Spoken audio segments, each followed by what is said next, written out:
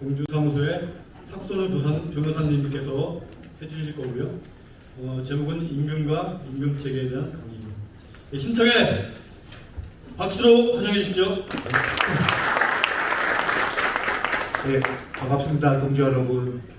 4월달부터 저희 이제 경주 분사무소에서 근무를 시작하게 된 금속노조 법률원 탁선호 변호사입니다. 정교 변호사님 그리고 그 경주 지부장님 말씀하셨던 것처럼 이 법률 교육이 그 동지들이 그 함께 투쟁하는데 투쟁의 무기가 될 수 있는 것이어야 한다고 생각을 합니다. 저희도 이제 법률원에서 활동하면서 가장 힘이 날 때는 동지들이 투쟁을 하면서 법률적인 무기 혹은 법률적인 지식을 필요로 할 때 힘이 나고, 가장 힘이 안 날 때는 사실은 그 투쟁을 하면서 어쩔 수 없는 상황에서 법률적인 분쟁에만 기대어야 할 때, 그럴 때 사실 힘이 가장 이제 안 납니다. 그래서 여러분들이 그 오늘 교육을 통해서도 어떻게 이제 우리가 지역에서 투쟁을 만들어 나가고 그 투쟁을 상승시킬 수 있을까 고민을 하면서 이 법률을 어떻게 활용할 것인가, 이 부분을 함께 고민해 나가면 좋을 것 같습니다. 예, 오늘 제가 그 담당할 교육은 임금과 임금 체계인데요. 그 작년의 교육 내용하고도 뭐 대부분 이제 내용이 중복되기도 합니다. 근데 이제 임금이 어떻게 보면은 쉬운데 또 조금만 깊게 들어가면은 굉장히 힘든 난해한 내용이기도 합니다. 그래서 반복해서 숙지를 하고 우리 사업장에서 어떤 문제가 발생을 할 때 그것에 어떻게 대응할지 알 수 있을 정도가 이제 하려면 여러 번 이제 반복적인 교육이 필요할 것 같습니다. 오늘 그 교육 중간중간에 제가 뭐 여기 교재에도 있지만 이 PPT에도 이제 문제들이 있습니다. 문제도 좀 간단하게 풀어보고 그 문제 풀 때 휴대폰에 있는 계산기를 사용할 수도 있습니다. 짧게 한번 실습도 해보고 넘어가도록 하겠습니다.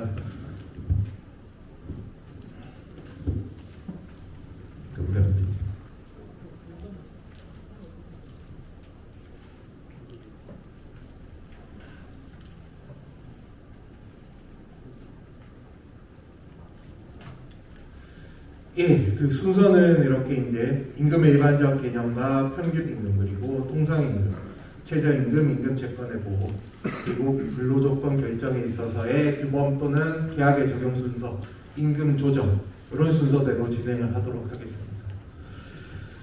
그 임금의 일반적 개념인데요. 임금은 일단은 기본적으로는 근로계약을 전제로 하는 것입니다. 근로계약에 있어서 발생하는 이제 노동자가 노동을 제공하고 그에 대한 대가로서 지급하는 것이 임금입니다. 이 근로계약이냐 임금이 왜 중요한가 하면 뭐 근로계약 또는 임금에 해당하면 근로기준법이나 최저 뭐 임금법 등 각종 노동관계 법령의 보호를 받습니다. 근데 임금이 뭐 그 임금을 못 받았을 때 이제 최단금 신청도 할 수 있고요. 근데 사용자들은 이제 특수고용이나 간접고용이라는 방식으로 근로계약이 아니라는 근로계약을 이제 위장하기도 하죠. 이 근로계약이 되면 각종 사용자들도 노동관계 법령상의 사용자 책임을 지니까. 근데 이제 최근에는 사실은 사용자들의 이런 편법이나 탈법하고 상관없이 그 종전의 전통적인 방식의 근로계약에서 그 이루어지는 노무 제공 방식 혹은 사용자들의 지위 명령 방식이 변경된 것이 사실입니다. 뭐 플랫폼 노동도 있고 이제 사실 저희도 사업장에 있으면서 무수한 자동화가 이루어져 가지고 이제 사용자들이 일일이 막 개별적으로 구체적으로 지휘하는 것도 있고 예전보다는 많이 없어졌고, 사실은 전통적인 근로계약의 그 노무 제공 방식과 사용자의 지휘 명령 방식이 바뀐 것이 사실이고 그에 따라서 노동법도 변화돼야 된다는 요구도 있습니다. 아무튼 이제 오늘은 이 근로계약을 그 전제로 하는 임금에 대해서 한번 교육을 하도록 하겠습니다. 임금을 이제 노동시장 측면에서 보면은 임금은 노동력을 얼마에 거래하느냐의 내용입니다. 노동자 입장에서 보면 저기 이제 왼쪽에 줄다리기를 하고 있는데요. 노동자들 입장에서 보면 임금은 생계비죠, 그렇죠? 그리고 노동력을 재생산할 수 있게끔 하는 돈이고, 그리고 삶의 질하고도 관계되어 있죠. 저희가 뭐 임금을 얼마 받느냐에 따라 가지고 부모님에게 드리는 용돈도 달라지고 자녀 교육비도 달라지고 우리의 취미생활도 달라지고 삶의 질하고도 관련된 부분이죠. 그렇죠? 그리고 사용자, 혼자 이제 오른쪽에서 줄다리기 하고 있는 사용자 입장에서 보면은 임금은 비용이고, 그리고 그 비용을 얼마나 쏘느냐에 따라 가지고 이윤이 달라지는 겁니다. 그래서 이런 노동자들이 노동조합을 통해서 저렇게 집단적으로 사용자와 교섭을 하는데, 그 노동조합이 가진 교섭력에 따라서 우리가 이제 장시간 저임금 노동체제를 없앨 수 있느냐, 그리고 임금격차, 노동자 내부의 임금격차도 줄일 수 있느냐도 우리의 협상력에 따라서 달라집니다. 저희가 저 줄다리기 할 때 사실은 많은 부분에 있어서 저희가 이제 비정규직들이나 뭐 이런 사실은 이제 조직되지 않은 노동자들이 저 줄다리기 하는 싸움에서 제외되죠. 그렇죠? 사실은 노동조합이라는 게 큰 틀에서 비정규직 노동자들도 다 조직화해서 함께 싸울 때 저렇게 임금 격차가 이제 줄어들 수 있는 거죠. 그리고 노동조합의 협상력이 어느 정도냐에 따라서 이제 노동 통제, 사용자의 노동 통제도 우리가 없앨 수 있고, 나아가서 작업장도 조금 더 민주적으로 만들 수 있죠. 그렇죠? 그리고 사실은 이제 전통적인 노동시장에서 산별노조의 역할은 이 노동시장에 있어서의 중요한 임금과 혹은 뭐 이제 노동 조건들을 통제하는 것입니다. 임금을 포함해서. 예를 들어서 이제 독일의 산별노조는 이제 굉장히 이제 강력하다고 알려져 있죠. 독일에서도 어느 지역에 이제 조선소 사업이 이제 쇠퇴하고 그 산업 대신에 해양 풍력 발전 산업이 이렇게 들어올 때 독일 금속노조와 그 사용자들은 기존의 임금과 고용을 그대로 유지하기로 하는 일종의 이제 저희가 최근에 금속노조에서 말하고 있는 산업전환 협약 같은 것들을 체결을 했습니다. 그래서 산별노조가 어떤 산업, 어떤 업종의 노동시장을 통제하는 것이, 그것이 이제 그 산별노조의 탄생지인 유럽에서의 역할입니다. 사실은 이제 금속노조가 우리나라 최대의 산별노조, 그리고 투쟁력도 가장 강력하긴 하지만 아직까지는 그런 산별노조로서의, 본래 산별노조로서의 역할을 다하고 있지 못한 것은 사실입니다.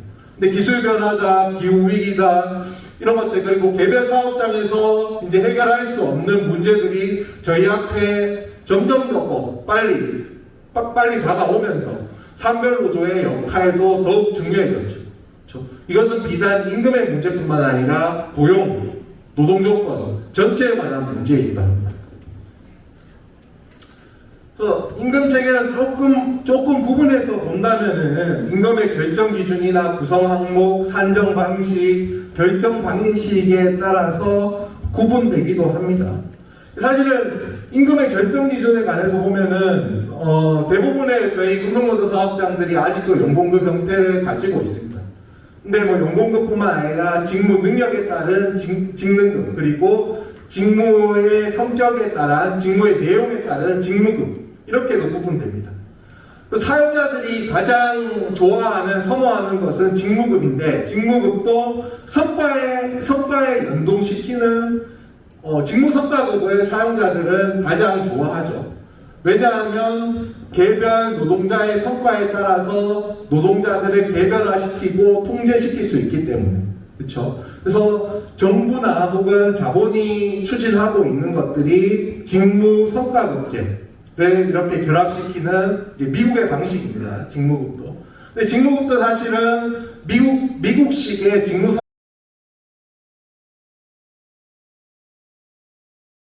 성과급뿐만 아니라 이제 독일이나 뭐 이런 쪽에 직무급도 있습니다. 그때의 직무급은 노동조합이 이 직무를 분류하고 이 직무의 가치를 평가할 때 노동조합이 참여를 합니다. 그래서 뭐 직무를 1단계부터 이제 9단계까지 그 업종이나 산업에서 구분을 하고 거기에 대해서 가치를 평가하고, 그리고 각 단계별로 올라갈 때 어떠한 기준이 있는지 그것을 노동조합이 함께 참여해서 결정을 합니다. 이런 형태의 직무급도 있습니다. 근데 어쨌든 이제 뭐 언론이나 고용노동부나 정부에서 이야기하는 직무급은 대부분 개별 노동자들 혹은 개별 노동자들이 속해 있는 그 팀 생산 부서의 성과하고 연동된 직무 성과급을 이야기를 하고 있습니다. 그리고 이제 임금의 결정 방식에 있어서는 임금을 결정하는 것들은 근로계약이 될 수도 있고 취업규칙이 될 수도 있고 단체협약도 될 수 있습니다. 이 부분에 대해서는 뒤에 또 함께 한번 살펴보도록 하겠습니다. 이 임금은 그러면은 도대체 뭐냐? 이렇게 뭐 판례나 근로기준법의 내용들을 종합을 하면은 어쨌든 사용자가 노동자에게 근로의 대가로서 지급하는 것이고 그것은 명칭을 불문하는 일체의 금품입니다. 그리고 판례는 여기에 대해서 사용자에게 지급 의무가 있어야지 임금으로 보고 있습니다. 요 네 가지의 임금을 구성하는 이 개념 요소는 한번 이 정도는 암기를 한번 해두시는 것이 좋을 것 같습니다.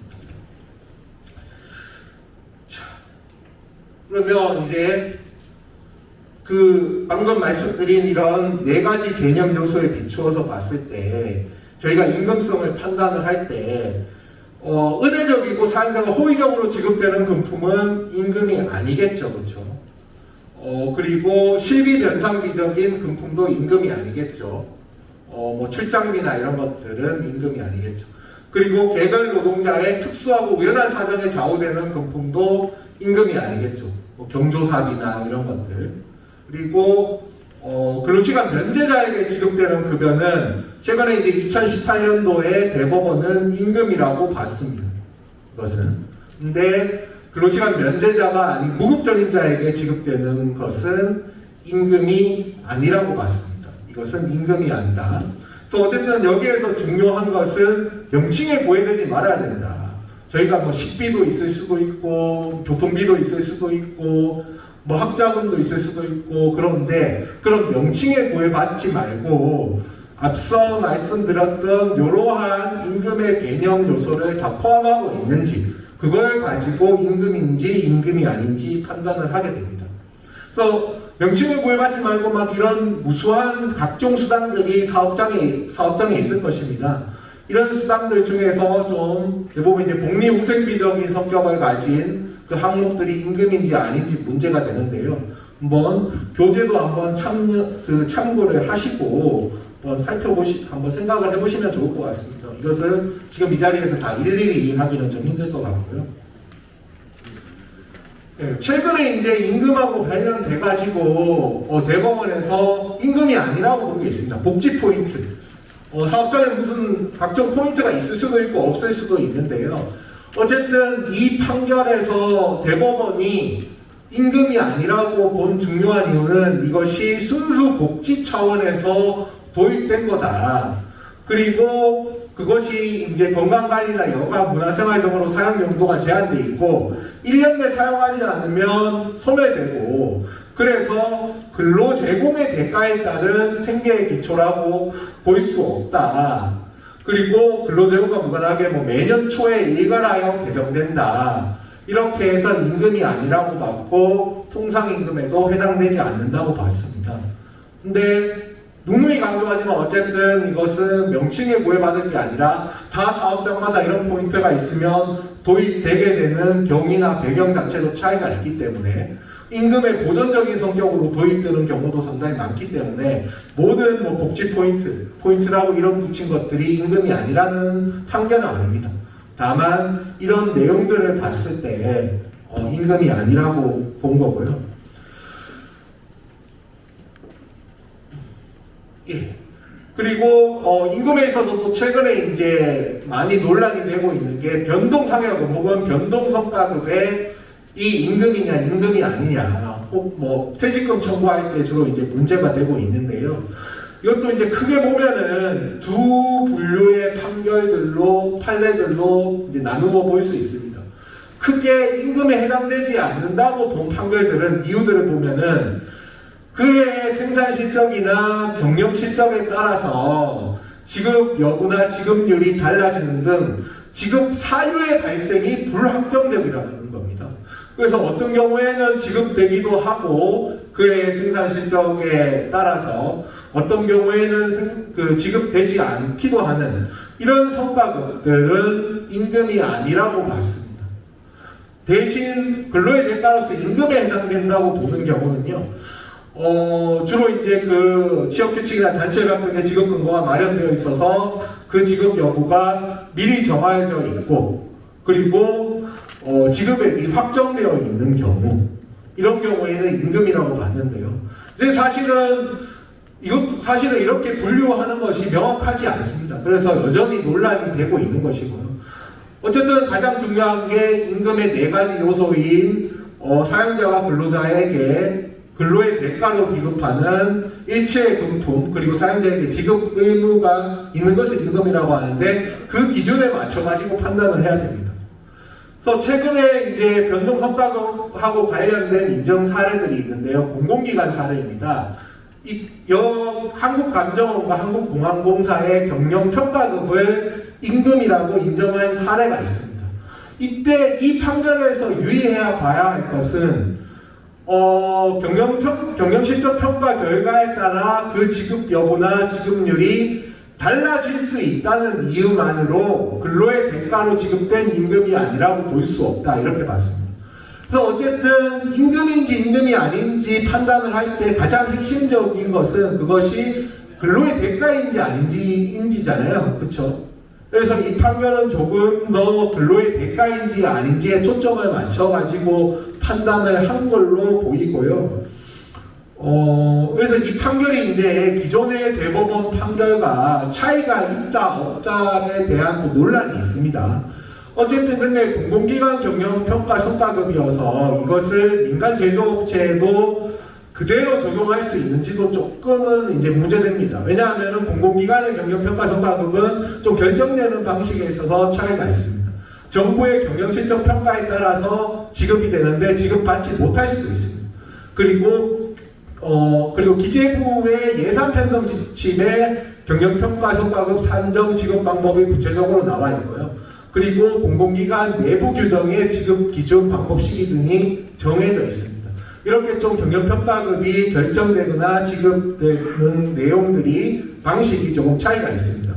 그래서 이 판결에 대해서 대법원이 임금성 판단을 하면서 지급 사유의 불확정성이나 그러니까 목표나 등급을 충족하지 못하면 받지 못하게 되는 사정을 더 이상 고려하지 않는 것으로 입장을 변경하였다라고 의견을 제시하는 사람도 있고 아직 그렇지는 않다, 불명확하다 이렇게 의견을 제시하는 사람도 있습니다. 이것과 관련해서 지금 PPT에는 없는데요. 교재를 보시면은 이 관련된 하급심 판결들이 조금 나와 있습니다. 교재 12페이지 보시면요. 다시 한번 11페이지 한번 참고를 해주시죠.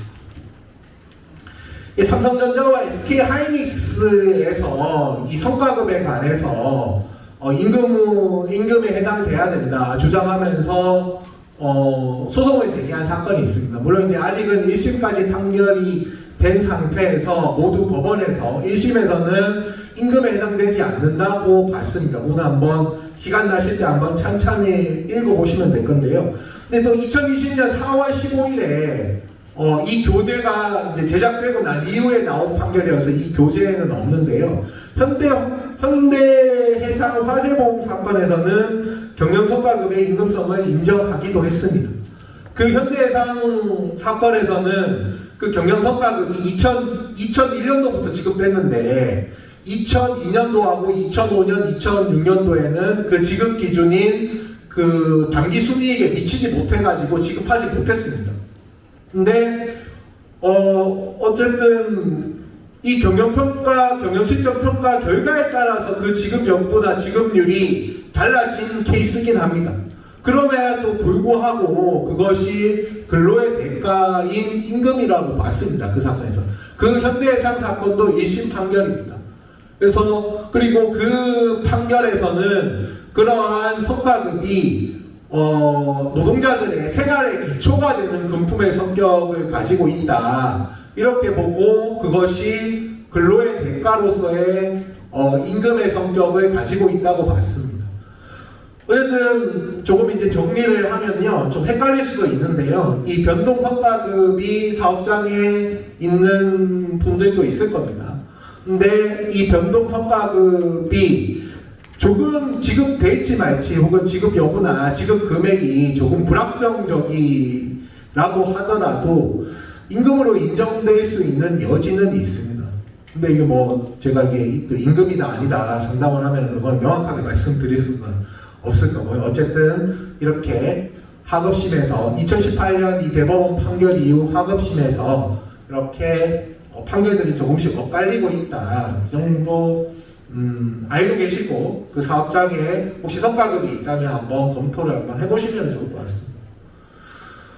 이제 쟁의기간 중에 임금은 법원은 어쨌든 근로 제공하지 않았으므로 임금 청구권이 없다고 보고 있고요. 다만 단체협약이나 취업규칙이나 노동관행으로 지급하기로 정해져 있다면 임금 청구는 가능하고, 그리고 쟁의행위 기간 중에 속해 있는 유급휴일에 대해서도 임금 청구권이 발생을 하지 않으니까 사용자들이 임금을 지급을 할 때 유급휴일분에 대해서 공제를 해도 된다고 보고 있습니다.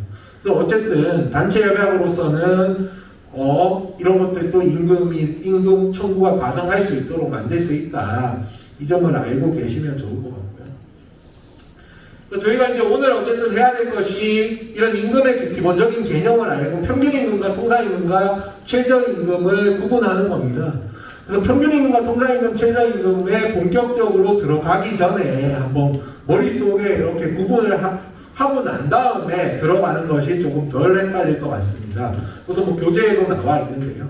어쨌든 평균임금은 저희가 이제 사후적으로 전체 그때까지 받은 임금을 다 이제 계산을 하는 겁니다. 그리고 용도는 주로 퇴직금이나 산재 휴업급여, 휴업수당 이럴 때 활용이 되는 거고요. 산정 단위는 1입니다. 1단위로 계산을 하고요. 핵심 개념은 이제 평균 임금, 이 임금의 개념 그대로인데요. 근로의 대가, 일체의 금품, 그리고 사용자에게 지급 의무가 있어야 되는 거고요. 계산은 분자죠. 위에 들어가는 거는 분자. 분자는 사유 발생 이전 3개월간 임금총액, 분모는 사유 발생 이전 3월간의 일수. 1단위로 계산을 하니까 이런 식으로 계산을 하는 겁니다. 평균임금. 통상임금은 그냥 사전적이고 평가적이고 추상적인 개념입니다. 이거는 뒤에 가서 다시 설명을 제적으로 할 거고요. 이 통상임금의 용도는 시간의 수당 주로 저희 연장수당을 계산하는 데 사용되고요. 또 연차수당, 육아휴직급여, 해고예고수당을 계산하는 데 사용이 됩니다. 통상임금의 산정 단위는 시간입니다. 그래서 통상시급을 저희는 구하게 되는 거죠. 그리고 핵심 개념은 소정근로의 대가로서 정기적이고 일률적이고 고정적으로 지급되는 임금을 통상임금이라고 합니다. 그리고 통상임금의 계산 방법은 분자에는 통상임금 산입임금 총액이 들어가고 분모에는 통상임금 산정 기준 시간수가 들어갑니다. 최저임금은 이제 산술적이고 정책적인 개념인데요. 요것의 용도는 최저임금법 위반 여부를 판단할 때 최저임금을 저희가 알아야 되고, 이것도 시간 단위로 이제 계산을 합니다. 그리고 최저임금에 포함되는 임금의 핵심적인 개념은 매월 1회 이상 정기적으로 지급되는 것들이고요. 그리고 분자에 계산할 때 분자에는 최저임금 산입 대상 임금 총액, 그리고 분모에는 최저임금 산정 기준 시간수 이렇게 계산합니다. 저희가 개념도 조금 구분을 해서 알고 있어야 되고 계산되는 방식도 다르다는 것을 알고 있어야지 우리가 이제 계산할 때, 실제 계산할 때 헷갈리지 않겠죠. 자, 그럼 평균임금이 뭐냐? 평균임금은 아까도 말씀드렸듯이 이를 산정하여야 할 사유가 발생하기 이전 3개월 동안에 그 노동자가 지급받은 임금의 총액을 그 기간의 총일수로 나눈 금액을 의미합니다. 이것은 그래서 임금인지 아닌지가 중요하게 되는 거죠. 이 평균임금을 계산을 할 때. 평균임금의 기능은 노동자의 생활을 종전과 같이 보장하고자 하는 취지입니다. 그래서 퇴직을 하면은 종전과 같이 생활을 보장을 해야 되기 때문에 이 평균임금이라는 개념을 가지고 이 퇴직금을 계산을 하고, 휴업을 했을 때도 종전과 같이 보장해야 될 필요가 있기 때문에 이 휴업 수당 같은 것들도 평균 임금을 가지고 계산을 합니다. 산재 휴업급여도 마찬가지고요. 그리고 감금액, 저희가 이제 감봉의 징계를 할 때도 이 평균 1회 그 감금액이 평균 임금 1분의 2분의 1을 초과하지 못하도록. 왜냐하면 너무 많은 감봉을 하게 되면은 생활에 지장이 있으니까. 그리고 실업급여도 종전의 생활을 보장하고자 하는 취지에서 이렇게 평균 임금을 가지고 계산을 합니다. 평균 임금의 산정은 요거는 뭐 아까 말씀을 드렸던 거고요. 여기에서 사유가 발생한 날은 퇴직일 휴업한 날입니다. 이렇게 사유가 발생한 날 이상 3개월간 지급된 임금 총액이고, 이 3개월간의 총 일수는 90일이 아니라 사유 발생일로부터 소급해서 이걸로 3개월간에 포함된 일수입니다. 그래서 최소 89일, 2월 28일이 끼어 있으면 89일이 되겠죠, 그렇죠? 그리고 7월 31일과 8월 31일이 끼어 있으면 92일까지 될 수 있겠죠. 사유 발생일은 산입을 하지 않고요. 그리고 지급된 임금 총액은 실제 지급되지 않았다고 하더라도 지급하기로 정하여진 임금은 포함을 합니다. 오늘 뒤에 가서 다시 한번 살펴볼 일이 있을 겁니다. 그리고 1개월을 초과해서 지급되는 임금, 뭐 정기상여금 등은 연간 지급된 총액을 12개월로 나누어 3개월분을 포함하는 방식으로 평균 임금을 산정을 합니다.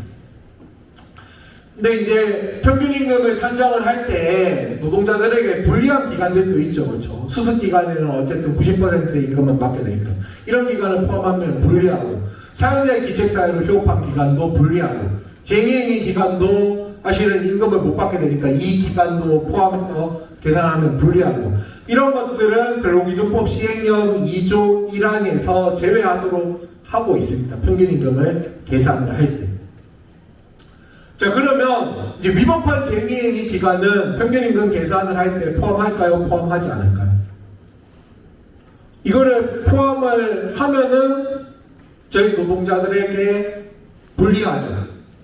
그쵸? 어쨌든 쟁의행위 기간에는 임금이 발생을 하지 않으니까, 단체협약으로 뭐 그 지급하도록 하지 않는 이상. 위법한 쟁의행위 기간은 평균 임금 계산을 할 때 포함할까요? 포함하지 않을까요? 포함하도록 하고 있습니다. 왜냐하면 이제 위법하니까, 그러니까 정당한, 그러니까 노조법에 의해서 적법한 쟁의행위로 인정되는 기간은 포함하지 않아야지 되잖아요, 그렇죠? 그거는 정당한 법에 의해서 보호되는 활동을 했는데 그것까지 포함시켜서 계산을 하면은 임금을 지급받지 못한 기간도 들어가게 되니까 노동자들에게 불리하니까 그것은 포함하지 않는 게 맞는데, 판례는 그거는 정당한 쟁의행위에만 해당된다. 위법하면은 그거는 노동자들 너네 책임인데, 이거를 이것까지 평균임금 계산할 때 제외할 수는 없다. 이런 거죠. 그러니까 우리가 한 달간 만약에 파업을 했는데 그 중에 15일이 이제 했어요. 그때 임금을 못 받죠. 그렇죠? 그래서 분모에는 15일 그대로 들어가는데 분자에는 15일 동안 만약에 하나도 못 받았으면 하나도 안 들어가는 거죠. 그렇죠? 이런 식으로 이제 위법한 쟁의행위 기간은 포함을 한다고 보고 있습니다. 그렇다면 노동자의 기책 사유로 인한 결근이나 직위해제 기간 내 임금은 포함할까요? 하지 않을까요? 이것을 만약에 포함을 한다면 임금을 못 받게 되니까, 우리가 만약에 10일 동안 그냥 무단결근을 했어요. 그렇죠? 이 10일 동안 무단결근을 하면은 임금을 못 받게 되겠죠. 그러면은 이 기간을 평균임금 계산할 때 포함을 하면은 저희한테는 불리하는 거죠. 그렇죠? 이거는 포함할까요? 포함하지 않을까요? 네, 이거는 포함을 하고 있습니다. 그러니까 사용자의 기책 사유로 뭔가 우리가 근로를 제공하지 못했으면은 포함하지 않아야지 저희한테 유리한데, 이거는 노동자의 기책 사유이기 때문에 법원은 포함을 해야 한다고 보고 있습니다. 그리고 평균임금을 산정할 수 없는 경우는 대표적인 것이 이제 택시 운전 이런 것들입니다. 특정한 기간에 막 몰아가지고 일을 해서 퇴직하기 전에 이 평균임금 계산할 때 3개월 동안 받은 임금의 액수를 막 현저히 높게 하거나, 혹은 그 사업장에 이렇게 휴업이나 물량이 적어가지고 그 지급받은 임금이 현저히 적거나, 이런 것들은 평균 임금에 산정할 때 포함하는 게 타당하지 않겠죠, 그렇죠? 그래서 이런 것들은 산정 기간에서 제외하도록 하고 있습니다. 자, 평균 임금까지 이렇게 마쳤고요. 이제 사실은 가장 어려운 게 또 통상임금이기도 한데 통상임금으로 한번 들어가 보도록 하겠습니다. 통상임금으로 들어가기 전에 한번 통상임금이 뭔지 한번 생각하는 차원에서 요 사례 1번 교재에는 35페이지에 있습니다. 35페이지만 보시고 맨 뒤에 있는 정답은 보지 마시고요. 요 사례 1번에 나와 있는 우리 이 땡땡 조합원의 급여 명세서 중에서 통상임금에 해당되는 것이 무엇인지 한번 짧게 한 1분 정도 제가 시간을 한번 드리겠습니다. 한번 생각해 보시면 좋을 것 같습니다. 이게 지금 이제 내가 어떤 생각을 통상임금에 대해서 평소에 어떤 생각을 가지고 있는지 확실하게 알아야지 오늘 또 교육을 통해 가지고 내가 뭐 잘못된 게 있으면 좀 고치고 내가 맞게 생각하는 게 있으면은 그것을 조금 더 구체화시킬 수 있으니까요. 한번 생각해 보시면 좋을 것 같습니다.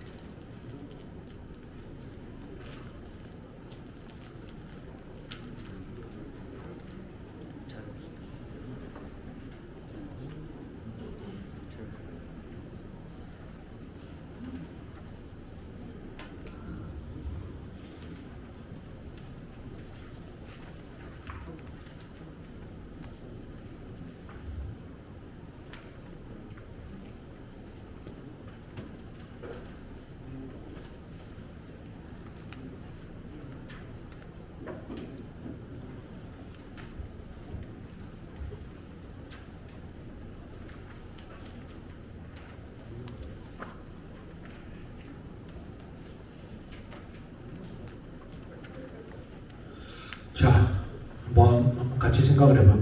기본급이 통상임금이 아니라고 생각하시는 분 없죠, 그렇죠? 기본급이 뭐 통상임금이 아니기는 하고. 그 다음에 나와 있는 게 자격수당이 통상임금이라고 생각하시는 분, 통상임금이 아니라고 생각하시는 분. 예, 저 여기 파란색 후드티 입은 동지. 왜 통상임금이 아닐까요?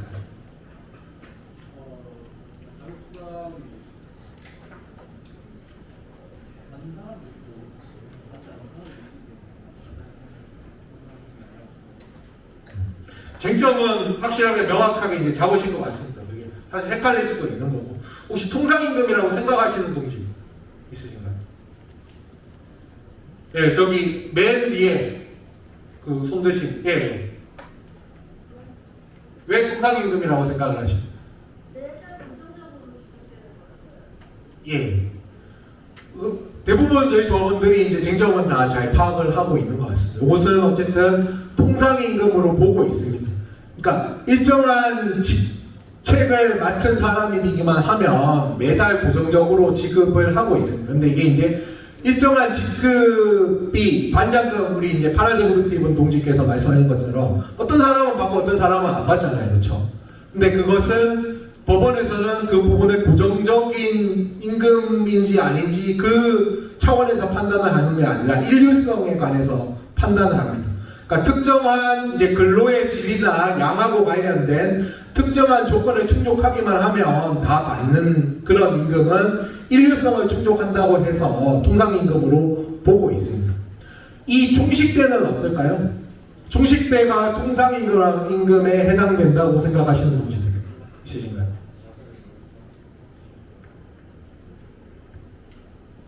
구내식당에 설치된 사업장 근무자에게는 이제 직접 식사를 제공을 하죠.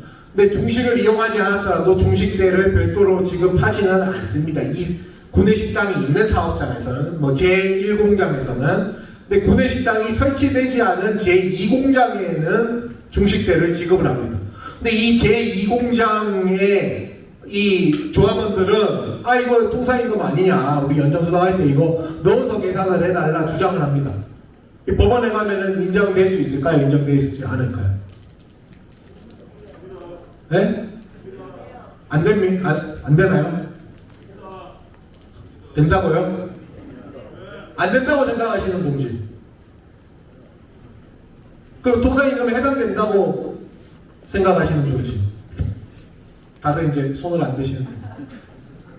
저기 또 뒤에 오늘 모범 교육생이신 뒤에 일공장에는 해당이 안 되고 이공장은 해당이 되는 예, 그렇게 생각하실 수도 있습니다. 근데 어쨌든 이 사업장의 뭐 근로조건이 이제 동일하게 이렇게 적용된다는 전제하에서 보면 1공장 따로 2공장 따로 이렇게 구분해서 볼 수는 없을 것 같고요. 이 경우는 법원에서는 통상임금에 해당되지 않는다고 보고 있습니다. 이것은 이 중식되는 소정근로하고는 상관이 없는 걸로 보고 있습니다. 이 중식되는. 그렇죠. 그리고 그 다음에 이제 자격수당 통상임금에 해당될까요? 안 될까요? 해당될까요? 해당된다고 생각하시는 동지. 예, 저기 모범교육생 옆에 앉으신 저희 동지. 자녀수당은 다 같이 받을 수 있는 정상적으로 계속 받는 거니까 통상임금에 해당된다고 생각합니다.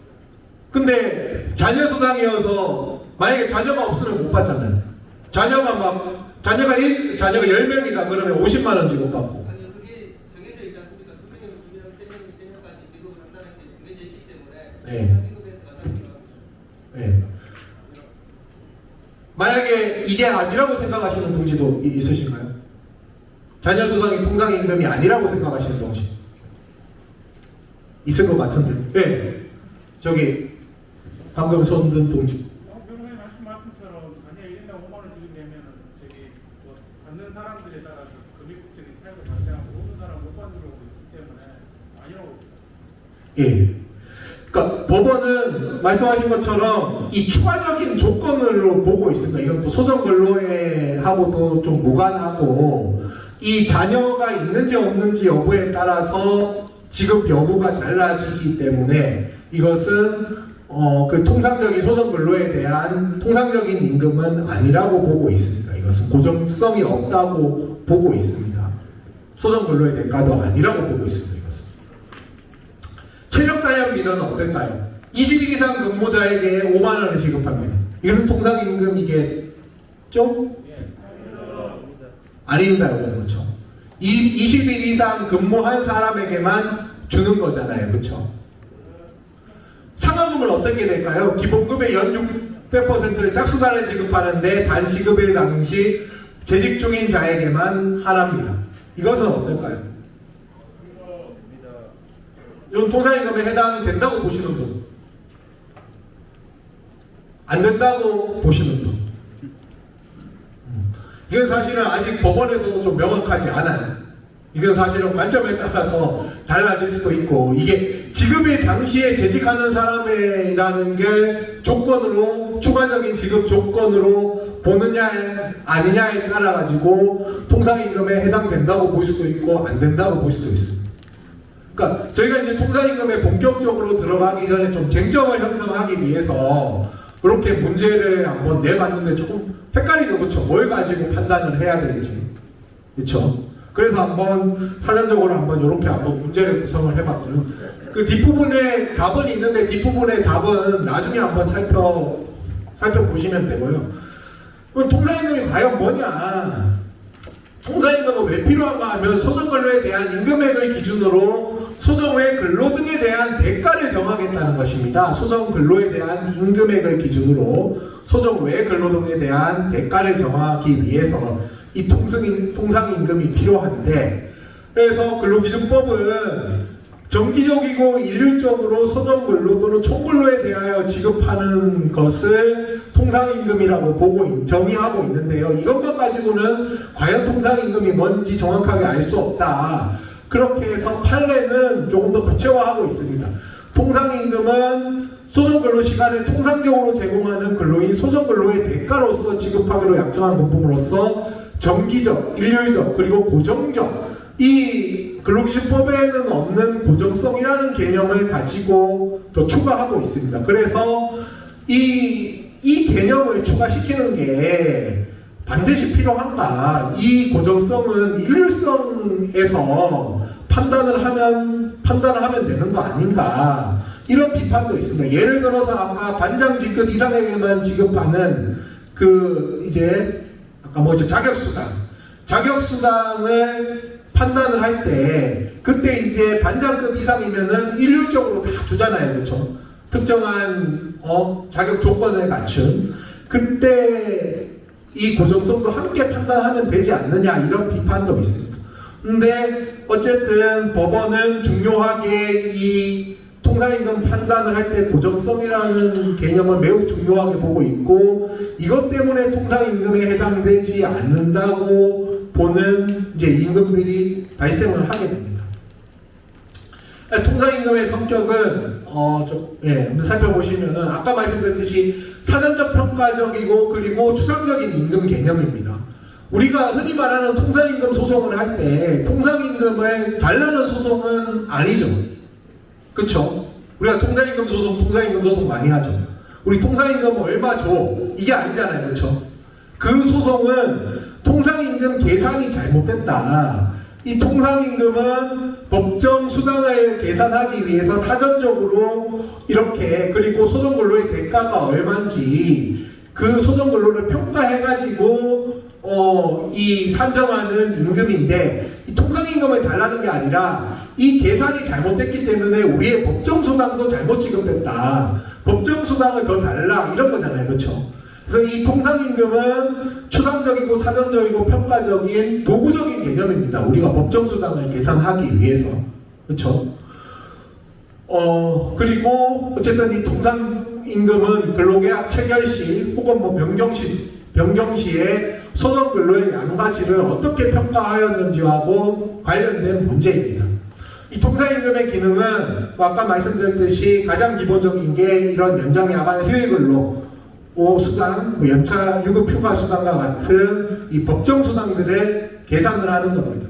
그리고 평균 임금의 가변성을 보정을 하는 겁니다. 평균 임금은 그 직전에 3개월 동안에 받은 임금액에 따라서 조금 이제 달라질 수 있잖아요. 그렇죠?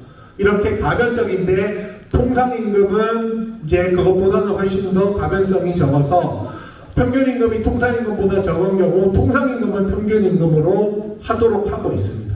그리고 평균임금 100분의 70이 통상임금보다 큰 경우에 통상임금으로 휴업수당의 지급도 가능하도록 하고 있습니다.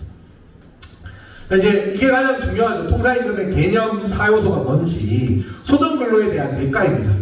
소정근로시간은 1일 8시간, 일주 40시간 범위 내에서 노동자와 사용자 사이에 정한 근로시간인데 이렇게 기본적으로 제공하기로 한 근로에 대한 대가인 겁니다. 통상임금은. 그리고 정기성, 일정한 주기로 지급되는 임금입니다. 뭐 지급 주기가 1개월에 한정되는 건 아니고 격월로 지급돼도 됩니다. 뭐 분기별로 지급될 수도 있는 거고요. 일률성, 일정한 조건 또는 기준에 달한 모든 노동자에게 지급되는 겁니다. 여기에서 일정한 조건이란 고정적인 조건이라고 작업 내용이나 기술, 경력 등과 같이 소정근로의 가치평가와 관련된 조건입니다. 그러니까 아까 나온 이제 반장급 이상에게만 주는 수당은 이 작업 내용이나 기술, 경력 등과 같이 소정근로의 가치평가와 관련된 조건이죠. 그렇죠? 어쨌든 그냥 획일적으로 반장 이상이면은 일정 정도의 능력이 있다고 평가를 해서 거기에 더해서 추가적으로 임금을 주는 겁니다. 근데 반면에 이제 아까 또 나온 자녀수당은 소정근로의 가치평가와 관련된 건 아니죠. 그렇죠? 내가 이제 뭐 결혼을 해가지고 자녀를 한 명을 놓든 안 놓든 그리고 뭐 능력이 좋아서 10명을 놓든 그거는 이제 소정근로에 하고는 가치평가하고는 상관없는 거잖아요. 그렇죠? 그래서 그런 것들은 일률성을 뭐 충족하는지 판단을 하는 게 아닙니다. 그 다음에 중요한 게 이제 고정성입니다. 이 고정성은 노동자가 제공한 근로에 대하여 업적 성과, 기타의 추가적인 조건과 관계없이 당연히 지급될 것이 확정되어 있는 성질의 임금입니다. 그러니까 이 소형근로만 제공하기만 하면 추가적인 조건과 관계없이 당연히 지급될 것이 확정되어 있는 것이 이제 그 임금의 고정적인 성격이라고 하고 그것을 충족하면 통상임금에 포함이 됩니다. 예를 들어서 아까 체력관련비는 추가적인 조건을 충족을 해야 되죠. 그쵸? 20일 이상 해야 되는 거죠. 그러니까 명칭은 체력관련비인데 어쨌든 다 주기는 주는데 20일 이상 근무한 사람에게만 주는 거잖아요. 그쵸? 그것은 추가적인 조건을 충족을 해야 되기 때문에 이렇게 우리가 법정 수당을 계산하기 위해서 사전적으로 확정되어 있어야 하는 그런 임금이 될 수 없다는 겁니다. 그렇죠? 임의의 날에 지급을 했는데 임의의 날에 소속근로시간에 근무를 했는데 내가 그 달에 20일 이상을 근무할지 안 했지 그 추가적인 조건에 따라서 지급 여부가 달라질 수 있잖아요. 그렇죠? 그것을 이렇게 이제 고정성이라는 이름으로 평가를 합니다. 사실 그래서 일률성이나 고정성이 좀 구분이 명확하지 않은 것이 있습니다. 그래서 이 고정성을 일률성 파트에 가서 판단을 해야 된다. 이렇게 보고 있기도 합니다. 다시 한번 이 개념 4요소는 뭐 암기를 해두고 계셔야 됩니다. 가장 기본적인 거. 그렇죠? 그 중에 있어서도 뭐 일률성과 이제 고정성 이 정도는 기본적으로 알고 계셔야지 저희가 헷갈리지 않겠죠. 자, 그러면 좀 유형별로 한번 판단해 보겠습니다. 이 근속기간에 따라 지급액이 달라지는 임금의 경우는 어떨까요? 요거는 임금, 통상임금에 해당된다고 볼까요? 해당되지 않는다고 볼까요?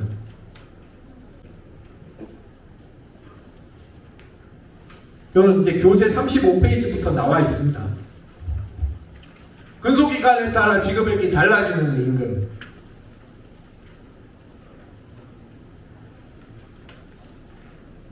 이거는 통상임금에 해당될까요? 안 될까요? 저희가 이제 4가지 통상임금의 개념 요소를 숙지를 했는데요. 단체협약 45조에는 이렇게 나와 있습니다. 근속 1년 미만인 자에 대해서는 상여금 지급을 6개월 미만에는 기준금액 100%를 지급하는데 3개월 이상 6개월 미만인 사람에게는 기준금액 75%, 1개월 이상 3개월 미만에는 기준금액 50%, 1개월 미만에게는 근속 그 상여금을 지급을 하지 않고 있습니다. 이렇게 차등적으로 지급을 하고 있습니다. 그럼 통상임금으로 볼까요? 안 볼까요? 통상임금이라고 생각하시는 동지 한번 손 들어. 여기 빨간 옷 입은 저희 동지. 이미 고정적으로 확정되어 있는 금액이기 때문에 예. 통상임금으로 이미 뭐 확정되어 있고 일률적으로 지급된다는 게 이미 확정되어 있는 거기 때문에. 예, 우리 동지들 다들 통상임금에 대해서 잘 알고 계시는 것 같아요. 그래서 사실은 이게 차등적으로 지급돼서 뭔가 이게 추가적인 조건을 충족해야 되는 게 아닌가 이렇게 볼 수도 있지만 회사는 그렇게 주장할 수도 있지만 그게 아니라 어쨌든 6개월 미만 3개월 이상 이렇게 차등적으로 하지만 근로의 질에 따라서 그 특정한 기간만 충족하면 일률적으로 다 지급을 한다. 그렇게 봐서 일률성도 충족하고 있다고 봅니다. 그리고 아까 동지 말씀하신 것처럼 이미 사전에 확정되어 있습니다. 금액은. 그러니까 나의 근로의 질이 어쨌든 6개월 미만이어서 3개월 미만이어서 1년 근무한 사람, 2년 근무한 사람하고 차이는 있지만 사전에 다 확정되어 있기는 합니다. 그 금액이 지급받는 금액은. 그래서 이런 거는 이제 일률성뿐만 아니라 고정성도 다 갖추고 있다고 봐서 통상임금에 해당된다고 보고 있습니다. 그 다음에 매 근무일마다 일정액의 임금을 지급하기로 하는 경우 요거는 통상임금에 해당될까요? 안 될까요? 요거는 이제 고정성이 있는지 없는지 안 된다고 생각하시는 분요 저희 체크무늬 동시 출근하는 날만 6,000원을 지급하기 때문에 통상임금이라고 안 보거든요. 어쨌든 그래서 가장 어려운 개념이 이게 이제 고정성인데요. 출근을 하는 것을 조건으로 이것을 이제 그것이 추가적인 조건이냐 통상임금 판단을 할 때 그렇게 보지는 않습니다. 그러니까 통상임금 판단할 때 고정성은 내가 일만 제공하기만 하면 받기로 되어 있는 금액. 그러니까 내가 전날에 그냥 일만 제공하기로 하면 6,000원은 받기로 되어 있잖아요. 그렇죠? 그래서 이거는 추가적인 조건을 충족해야 되는 게 아니라 이거는 이제 고정성이 있다 이렇게 보고 있습니다. 그 다음에 퇴직 시 근무일수에 비례해서 임금을 지급하는 경우 이렇게 되어 있습니다. 단체협약에는 퇴사자의 경우 근무한 일수만큼 일할 계산해서 지급한다 이렇게 하고 있습니다. 이것은 동사임금에 해당할까요? 하지 않을까요? 예, 요거는 해당됩니다. 그것도 뭐 추가적인 조건을 충족할 필요 없이 어쨌든 내가 근무한 것에 비례해 가지고 다 지급을 받는 거잖아요. 그렇죠? 이것은 일정 근무일수를 충족해야 지급하는 임금. 단체가 41조의 정근수당은 월 20일 이상 만근하는 경우에 10만 원을 지급합니다. 이렇게 되어 있습니다. 이것은 해당될까요? 해당되지 않을까요?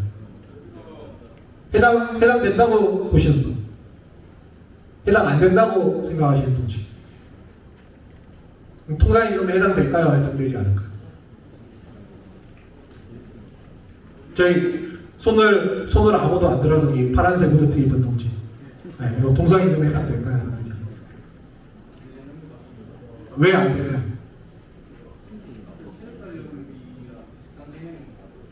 예. 그쵸. 이게 추가적인 조건, 일정 근무일수를 충족해야지 지급받을 수 있잖아요. 그쵸. 내가 그날 일했다고 하더라도 내가 그날에 20일 이상 근무라는 추가적인 조건을 충족해야지 지급받을 수 있기 때문에 사전에 확정되어 있지 않은 것은 고정성이 없다고 보는 겁니다. 그쵸. 맞습니다. 다음, 그럼 일정 근무일수를 충족하면은 일정액 지급받에 충족하지 못하면은 일할 계산하는 경우. 그러니까 예를 들어서 월간 근무일수가 15일 이상이면은 20만 원을 지급하고 15일 미만이면은 근무일수에 따라 위 금액을 일할 계산하여 지급하는 경우. 이건 어떻게 볼까요? 될까요? 왜 될까요? 네, 뭐가 확정되어 있죠? 그렇죠. 이거 요 앞부분만 보면 안 되는데 어쨌든 15일 미만 근무하더라도 일할 계산하여 지급되잖아요. 그렇죠. 그러니까 최소한도로 확정되어 있는 부분에 한해서는 고정성이 있다고 보고 있습니다. 이 부분은 이렇게 근무 실적 평가에 지급하되 최하 등급에도 일정액을 지급하는 임금이 있습니다. 반기별로 6월과 12월에 직원의 실적을 A, B, C, D 등급으로 나누어 이렇게 성과급을 지급합니다. A 등급은 기본급의 400, B 등급은 300, C 등급은 200, 기본급의 100. 이런 경우는 반기별로 6월과 12월에 직원의 실적을 이렇게 등급별로 해서 이런 경우 통상임금에 해당된다고 생각하시는 동지 한번 손 들어보시죠. 안 된다고 생각하시는 동지 이렇게 살짝 손 드신 그 동지 한번 통상임금에 왜 된다고 생각하시는지 살짝만 들어도 다 여기서 보이거든요. 그냥 자유롭게 말씀하시면 됩니다. 예, 성과급이라는 게 자기의 직능 일하는 그 부분에서 나타나는 뭐랄까 일을 하는 거에 연관돼서 지급을 하는 거기 때문에 충족이 된다고 생각합니다. 충족이 돼서 통상임금에 해당된다고 보시는 거죠. 예. 근데 뭐 한번 이렇게 생각할 수도 있지 않아요? 내가 실적을 얼마 내가 등급을 몇 등급 받을지 모르잖아요. 근무 평가에 맞겠죠.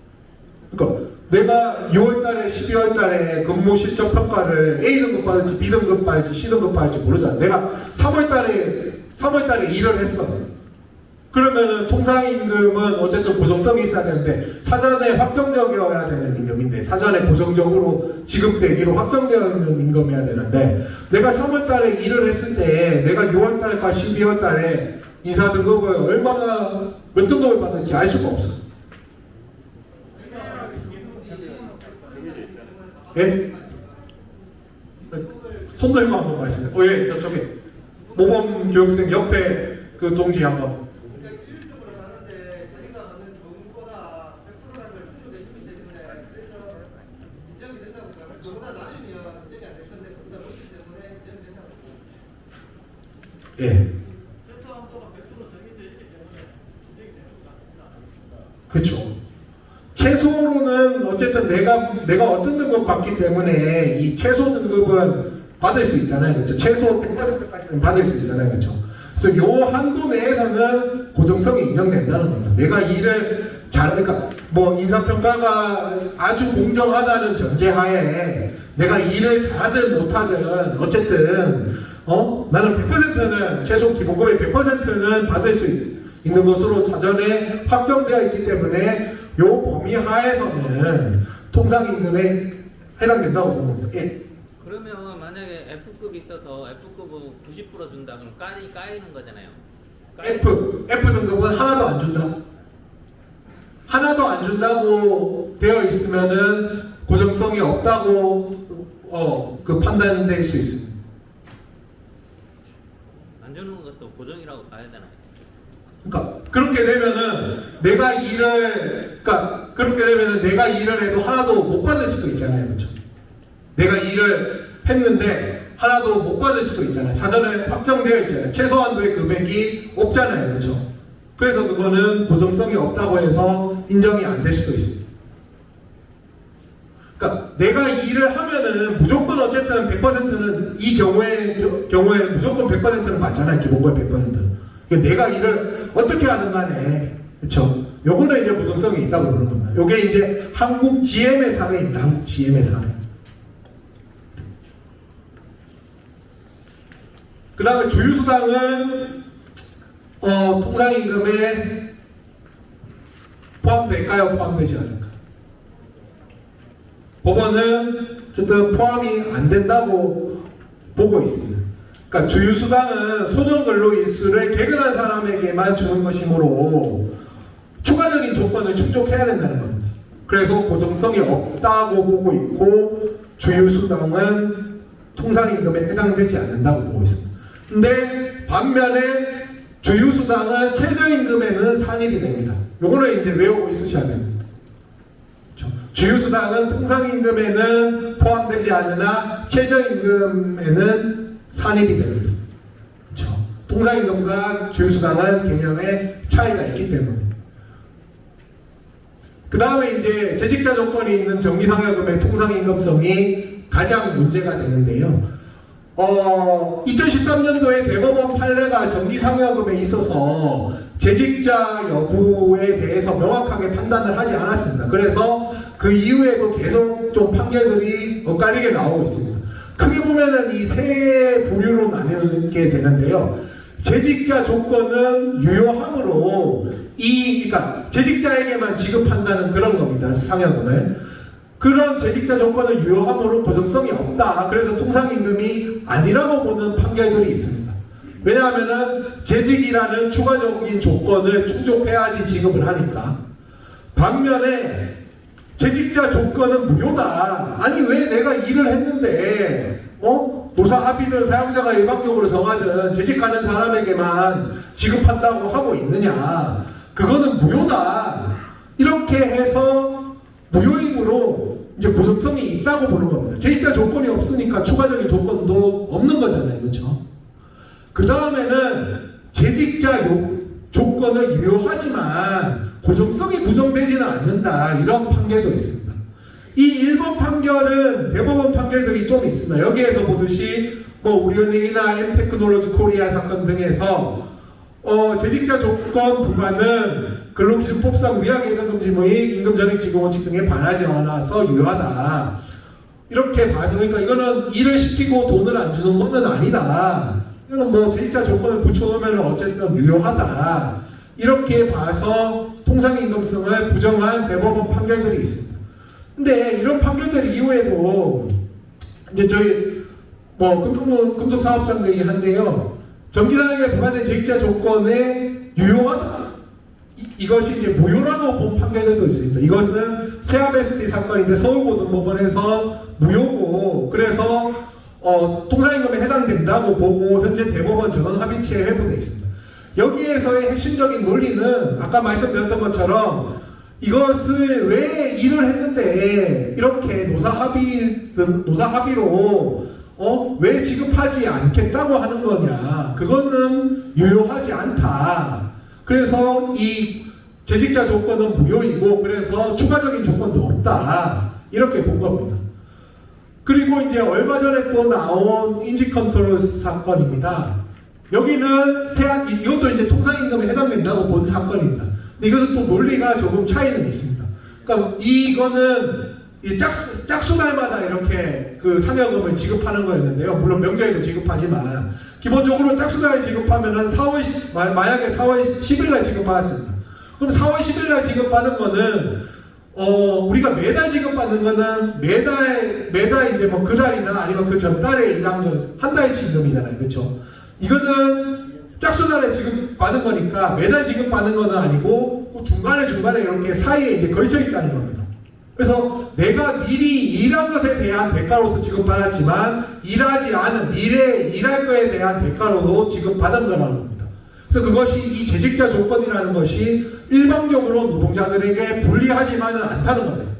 그래서 이것을 무효라고 볼 수는 없다는 겁니다.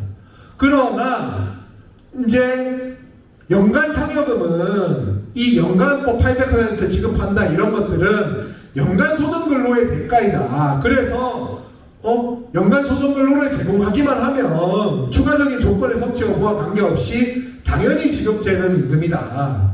이렇게 봐서 재직자 조건은 유효하지만 이것은 연간 소정근로만 제공하면 받을 수 있는 임금이기 때문에 추가적인 조건 충족 필요 없다. 이렇게 봐서 이거는 고정성도 있고 통상임금에 해당된다고 본 것입니다.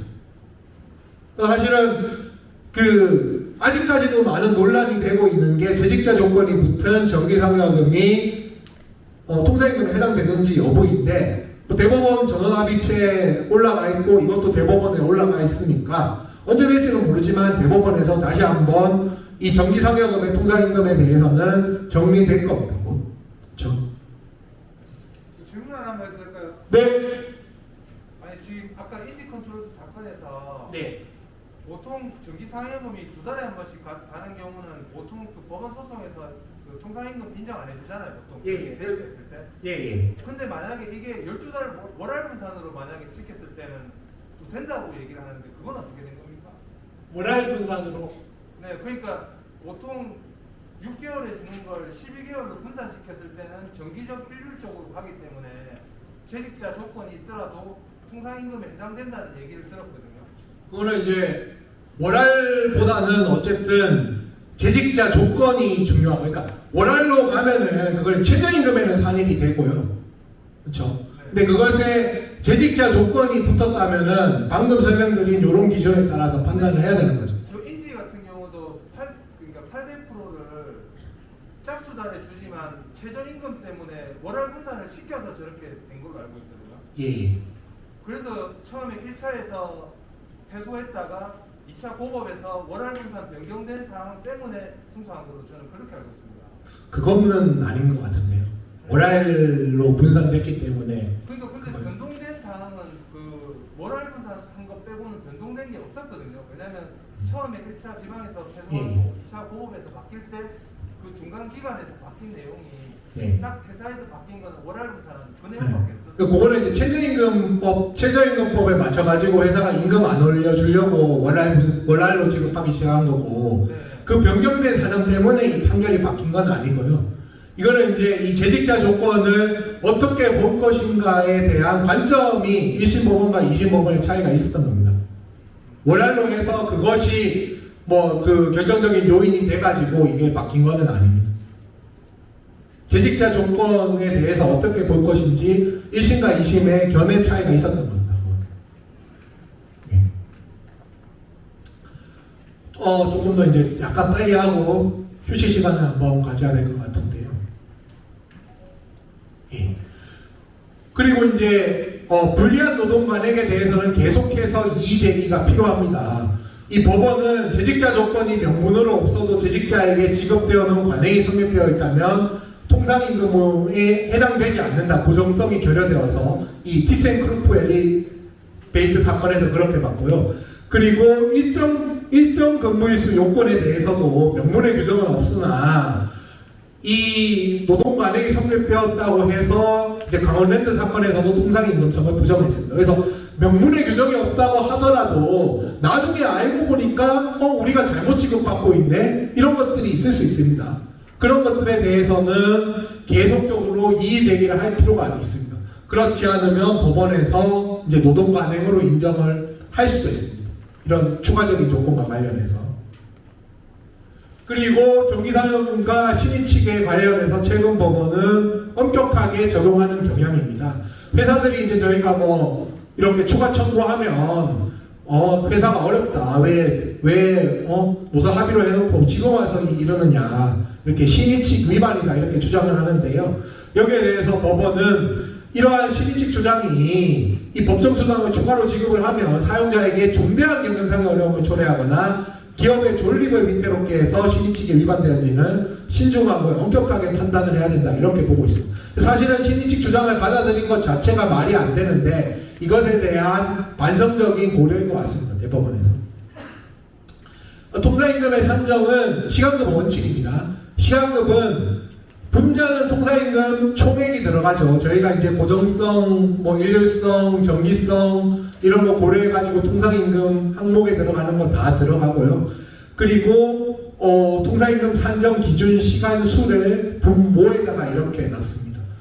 이 통상임금 산정 기준 시간 수는 만약에 이제 월급제 사업장인 경우 소정근로시간 일주 40시간 월급제 사업장인 경우 이렇게 되는 거죠. 일요일이 유급휴일인 경우에 약 209시간, 그러니까 소정근로시간에 유급시간 한 다음에 그 다음에 360, 그러니까 7로 나누죠. 요거는 1주 단위니까 7로 나누고 그것에 1년이니까 365일을 곱한 다음에 다시 월 단위로 해야 하면은 12개월로 나누면 약 209시간.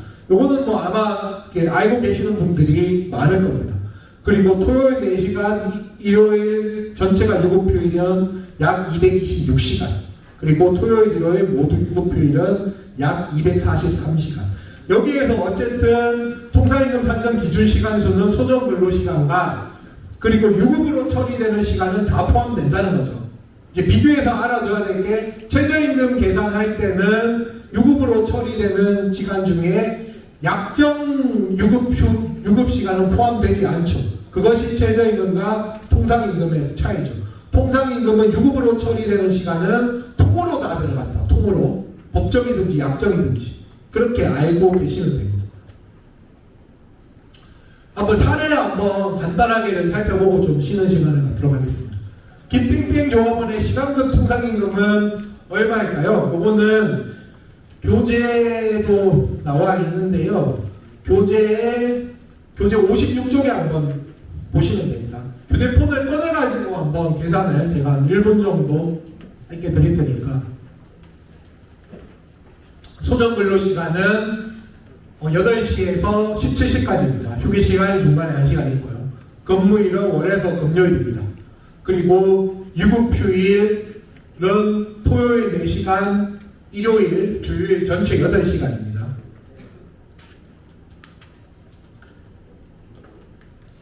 그리고 월급여는 452만원입니다. 급여 전액 통사임금 처리를 하고 있습니다. 분자와 분모를 해야 되겠죠. 분자에 들어갈 게 뭔지, 그리고 분모에 들어갈 게 뭔지 해보시면 되죠. 이 통상임금 산정 기준 시간 수는 교재에도 나와 있는데 이걸 또 참고하시면 됩니다. 빨리 구하고 손 들고 말씀하시면 됩니다. 다 구하시고. 계산기 통해서. 2만원이요. 예, 맞습니다. 2만원 어떻게 구하셨죠? 452만원이 전액 통상임금이고 451을 토요일 유급 4시간짜리 226시간로 나누면 10만원. 예, 맞습니다. 여기도 이제 일주에 40시간, 소정근로 시간이 40시간이죠. 점심시간 빼고 주 5일이고 하루 8시간이니까, 그렇죠? 여기에 이제 계산. 그리고 유급 처리되는 시간이 4 플러스 8 하면은 12시간이죠, 그렇죠? 요거 다 합친 다음에 요거는 40시간, 12시간 일주 단위니까 이것을 7일로 나누고 일주인. 그리고 365일을 곱하고 월 단위로 하면은 약 226시간이 돼서 2만원이 나오는 거죠. 2만원이. 그렇죠? 이렇게. 가장 기초적인 계산입니다. 사례 3도 한번, 요거는 조금 더 시간을 저희가 드릴 겁니다. 교재에는 57쪽 보시면 됩니다. 악땡땡 종업원의 저희 급여명세서 내용이 다음과 같은 경우에 사업주가 추가로 지급해야 될 연장 근로수당을 이것도 한번 계산하시고 빨리 이렇게 손들고 답해보시면 됩니다. 기본급 직무수당, 연정근로수당, 근속수당, 가족수당 이런 것들이 있고요. 단체협약 또는 취업규칙의 내용에는 근무시간은 월요일, 금요일 8시간, 일주 40시간, 그리고 일요일은 주 유휴일로 되고 있습니다. 이제 1번 보면은 분모에 들어가야 되는 게 나오죠. 그렇죠? 그럼 이제 분자에는 이 각종 수당들 중에서 통상임금에 해당되는 것과 해당되지 않는 것을 구분을 해야 되겠죠. 그렇죠? 계산기 한번 사용해서 문제는 사업주가 추가로 지급해야 할 연장 근로수당입니다. 지금 연장 근로수당은 어떻게 계산했는지는 모르겠는데 83만 6,150원을 지급을 했습니다. 그럼 우리가 원래 받아야 될 연장 근로수당을 구해서 차액을 저희가 추가로 추가 청구할 수 있겠죠. 그렇죠? 그리고 월 연장 근로시간은 56시간입니다.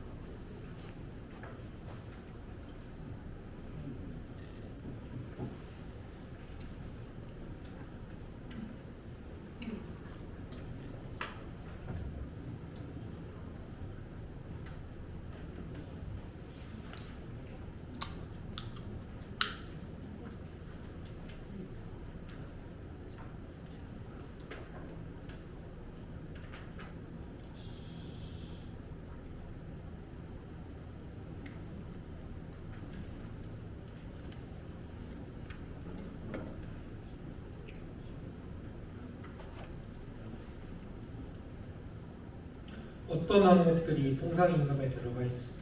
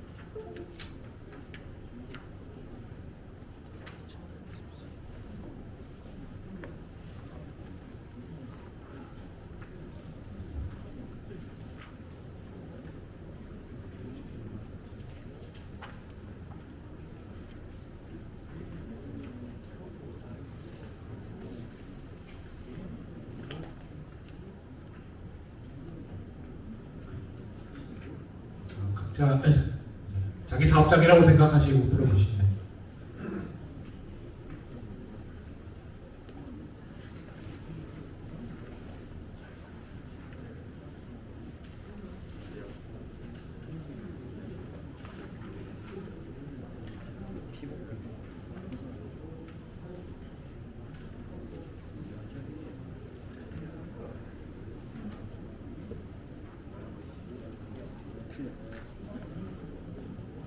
요 문제만 풀고 잠깐 쉬는 시간 갖고 있어요.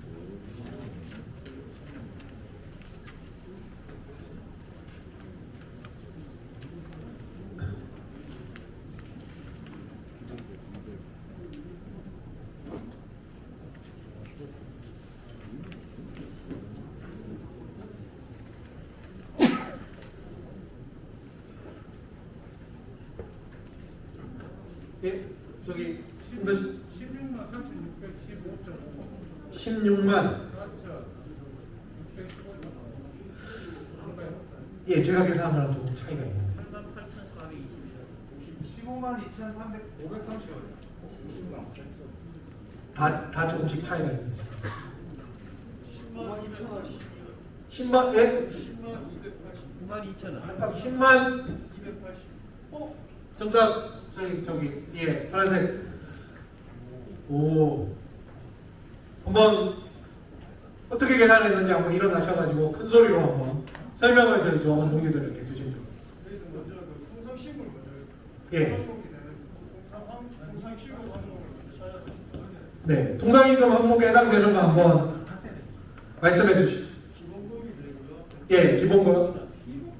건설수단, 개인정보보험료, 그다음 식대, 그다음 피복비는 예, 연 1회를 지급한다는 뜻이죠. 예, 예. 12로 넘어요. 그래서 예. 2만, 월 2만 원. 아, 그 지금 설명하시는 게 다 정확하신 것 같은데요. 항목 중에는 어쨌든 기본급 들어가고 그렇죠. 그리고 직무수당 들어가고 맞죠. 그 다음에 연장근로수당은 당연히 안 들어가는 거겠죠. 그리고 근속수당도 어쨌든 재직기간 3년 이상의 자에 대해서는 일률적으로 다 지급을 하니까 들어가는 거죠, 그렇죠. 그 다음 가족수당은 안 들어가죠, 그렇죠. 그 다음에 연차수당 안 들어가죠. 그리고 피복비는 아까 저희 동지 말씀하신 것처럼 연 1회에 일률적으로 지급을 하죠. 이것은 뭐 매달 지급하지 않아도 정기성은 있다고 보니까 그래서 말씀하시는 것처럼 12월로 나눈 금액을 포함시키면 되는 거고 개인연금 보험료도 매월 그냥 사업주가 부담해서 특별한 조건 없이 다 지급하니까 통상임금에 들어가고 식대도 근무일수와 관계없이 지급하니까 이것도 통상임금에 들어가고 그리고 기숙사비는 안 들어가는 거죠, 그렇죠? 이거는 뭐 근로 제공하고 관계없이 근로의 질하고 관계없이 이렇게 하는 거니까. 그래서 위에 들어가야 될 금액이 얼마인가요? 233만 원. 그쵸. 이렇게 하면 233만원 계산을 하셨고 그리고 통상임금 산정 기준 시간 수는 이제 유급 시간은 8시간밖에 안 되니까 48시간을 7일로 나누고 365일로 곱하고 다시 12월로 나누면 약 209시간이고 그쵸. 그래서 통상지급은 약 11,148원이죠. 그래서 지급받아야 될 연장근로수당은 요 통상지급에 56시간 곱하기 1.5배에서 936,432원이고 여기에서 지급받은 금액을 빼면은 요 금액이 나왔습니다. 네, 저희 동진 아주 정확하게 맞추신 것 같습니다. 그게 좀 시간을 갖고 천천히 해보시면은 크게 어려운 내용은 아닙니다. 근데 이제 매월 사업주가 부담하는 것도 임금으로 포함되는 거예요. 그러니까 뭐 그것이 이제 지급 조건이나 지급 기준을 저희가 봐야 되겠죠. 네. 자, 한 번만 요 체크. 통상임금 계산, 시간급 계산 원칙이고 임금은 임금 중에 소정근로에 대한 대가, 정기성, 일률성, 고정성 있는 임금이다. 이게 본자에 들어가고 시간은 분모에는 소정근로 시간 플러스 유급으로 처리되는 시간, 법정과 약정은 통으로 들어간다. 통상임금 계산할 때는 법정 유급시간, 약정 유급시간. 반면에 최저임금은 법정만 들어가고 약정은 안 들어간다. 이거 기억하고 있으셔야 됩니다. 한 5분 정도만 쉬시고 남편한테 피시거나 화장실 갔다 오시고 또 계속 이어서 진행하도록 하겠습니다. 네, 10시 50분까지 보셔야 되겠습니다.